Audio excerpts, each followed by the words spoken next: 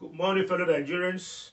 If what Tinubu and a few of his cohorts are saying or claiming is true, that President Buhari and some powers that be are working against his ascension to the highest office of the land, the presidency, is a moment that millions of Nigerians must, as the good old Bible says, rejoice with the truth and not rejoice with these 2 decades our leaders have spent trying to convince us it's all right to rejoice in iniquity, to sacrifice goodness and justice for greed and vice.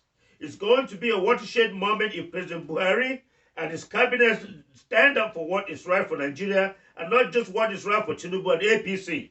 We have to have a moment of atonement, and it has to be now or never. It can no longer wait. The cost of our leaders' sins and dereliction of duty has been huge and disastrous. We have arrived at a dark dead end, and lingering here in appeasement of Tinubu is a dangerous risk a nation cannot afford. The past 2 decades have painfully witnessed Nigeria defaced and unrecognizable.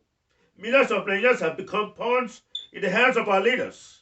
We have lost over a million lives in the past 2 decades due to bad and irresponsible governance. The violence that we witness everywhere today is a manifestation of a deep-seated frustration and anger by millions. We must listen to the call for conscience, the call for values, again as epitomized by P2B and Dati.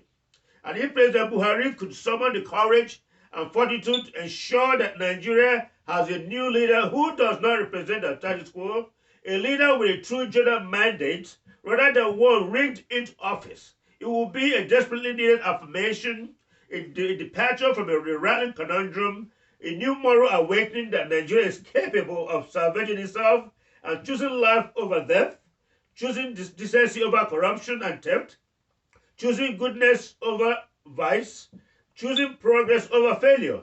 A new lease on life, a new page turned. History will remember him as a savior who gave us a turning point towards light. He will forever be a hero.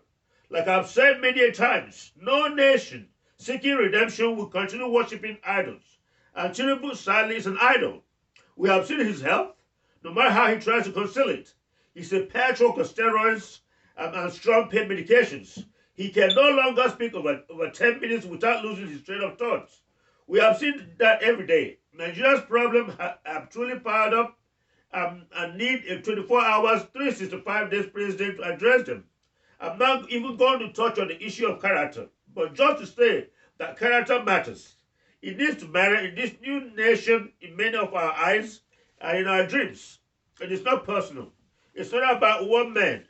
We thank him for whatever contributions he has made in Lagos, but in this new moral awakening moment, in this quest for lasting answers, in this quest for lasting new spirit, character is of the greatest essence. He must do what elderly statesmen would do. He must accept the verdict or decision that he has turned in his resume and his past, and after months of public review, that the public has disqualified him for the office of Nigeria's president. He owes us that sacrifice of humility, the sacrifice to return home and count on his blessings. Nigeria has no time for a repeat experiment.